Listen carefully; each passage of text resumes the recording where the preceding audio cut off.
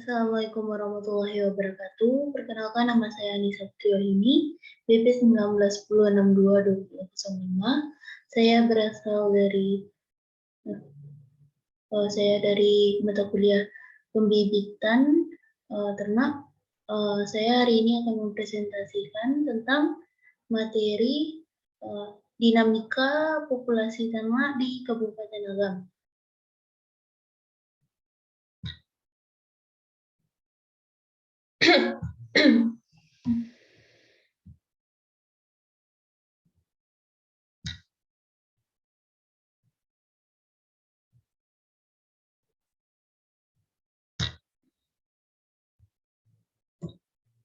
Dinamika populasi ternak di Kabupaten Agam.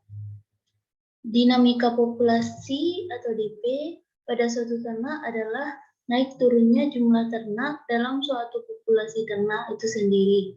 Penyebab naik turunnya jumlah populasi dipengaruhi oleh natalitas, mortalitas, dan imigrasi atau perpindahan. Di Kabupaten Agam sendiri, dinamika populasi ternak terjadi pada setiap saatnya. Populasi ternak yang fluktuatif cenderung turun pada beberapa periode belakangan menurut data BPS tentang populasi ternak. Pemerintah terus mencoba meningkatkan pertumbuhan populasi ternak dengan berbagai program dan bantuan kepada masyarakat, terutama peternak dengan skala kecil. Akan tetapi, hal ini belum membuahkan hasil yang signifikan. Menurut data ternak di tahun 2019, yang terbaru, saat ini telah terdapat sebanyak 42.607 ekor jumlah ternak sapi potong, perah, dan kerbau tersebar di wilayah Agam. Data tersebut merupakan hasil sensus pertanian data rumah tangga sebanyak 42.470 ekor dan non rumah tangga sebanyak 137 ekor, dilaksanakan pada tahun 2013. Berdasarkan hasil sensus pertanian tersebut, diketahui Kecamatan Tanjung Raya berjumlah sebanyak 6.461 ekor, Lubuk Basung sebanyak 11.425 ekor, Ampeang Nagari sebanyak 3.818 ekor, Tanjung Raya sebanyak 1.180 ekor, lalu Kecamatan Matur sebanyak 2.549 ekor, 4 Koto sebanyak 1.368 ekor, Malala sebanyak 787 ekor, Banu Ampu sebanyak 382 ekor, Sungai Pua sebanyak 727 ekor, Ampek Nagari sebanyak 1.887 ekor, Candung sebanyak 1.868 ekor, kemudian Kecamatan Baso sebanyak 2.143 ekor, Selatan Kamang sebanyak 1.874 ekor, Kemang Mage sebanyak 882 ekor, Palembayan sebanyak 4.435 ekor, dan Kecamatan Pelumpur sebanyak 821 ekor. Hasil ini hasil di atas merupakan hasil yang dikeluarkan pada tahun 2019, diambil data dari awal 2013 sampai 2019. Hasil ini cenderung turun dan populasi terbanyak itu pada tahun 2016 yaitu mencapai 51.000 ekor. Masalah utamanya yaitu terbatasnya lahan dan modal. Dan yang kedua, kurangnya akses informasi. Dan yang ketiga adalah peternakan bersifat tradisional. Yang pertama, terbatasnya lahan dan modal. Nah, dalam bisnis peternakan tentunya lahan dan modal ini menjadi alasan utama berkembangnya usaha. Baik itu usaha pembibitan atau budidaya, terutama ternak sapi potong dan sapi perah dan kerbau. Terjadi beberapa masalah terhadap lahan dan modal. Yang pertama itu alih fungsi lahan produktif menjadi perumahan. Hewan ternak memerlukan pakan yang diperoleh dari alam untuk diolah menjadi sumber energi bagi tubuhnya. Nah, sekarang ini di Kabupaten Agam, dengan semakin meningkatnya jumlah populasi manusia, maka lahan-lahan produktif sudah dibangun perumahan-perumahan, sehingga sumber pakan ternak menjadi berkurang, terutama kerbau yang harus dilepas liarkan di alam, sehingga peternak kerbau sekarang mengalami kesulitan lahan sehingga mereka mundur dari usahanya. Yang kedua adalah kebanyakan peternak hanya memiliki lahan yang kecil.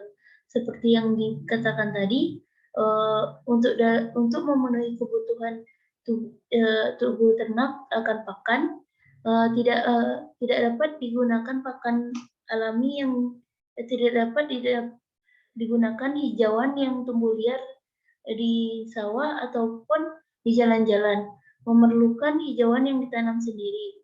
Karena peternak umumnya memiliki lahan yang terbatas, sehingga kebanyakan peternak hanya mampu memelihara 1-2 ekor sapi agar keseimbangan pakannya tetap terjaga. Yang ketiga adalah umumnya usaha peternakan rakyat berskala kecil. Seperti yang saya katakan tadi, 2 faktor sebelumnya mempengaruhi hal ini. Yang keempat, belum adanya kemitraan. Kemitraan dalam usaha sapi potong, sapi perah, ataupun kerbau cenderung merugikan, terutama di wilayah Kabupaten Agam, sehingga masyarakat berpikir 2 kali untuk melakukan kemitraan. Kemitraan biasanya dilakukan dengan pemilik usaha skala menengah atau besar seperti toke, ataupun orang-orang yang memiliki dana seperti investor. Yang kelima, kurangnya peran kelompok tani. Tidak adanya pemberdayaan masyarakat dari pemerintah ataupun kelompok tani menghambat pertumbuhan usaha peternakan. Yang kedua, kurangnya informasi. Kurangnya edukasi sistem pemeliharaan membuat pembibitan atau budidaya ternak itu terkendala. Masyarakat cenderung menjalankan usahanya secara sampingan sehingga tidak mendapatkan hasil yang maksimal. Yang kedua yaitu penyuluhan yang tidak kontinu. Pemerintah memang melakukan segala upaya untuk meningkatkan populasi ternak, akan tetapi penyuluhan ini dilakukan satu kali dan tidak dilakukan berlanjut, sehingga apa yang awalnya diedukasikan tidak dapat direalisasikan.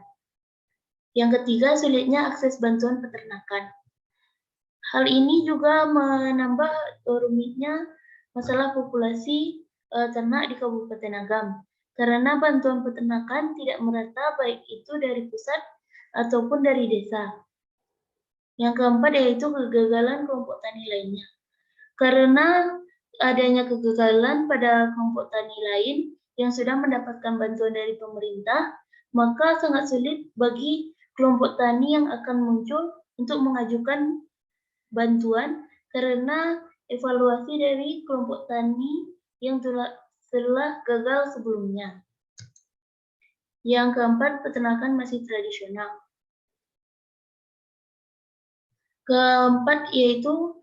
Yang ketiga yaitu peternakan masih tradisional, di mana masyarakat masih belum teredukasi dengan sistem peternakan modern, yaitu menggunakan alat-alat peternakan dan juga teknologi di bidang peternakan, seperti halnya perkawinan ternak, alat pengolah pakan, dan lain-lainnya.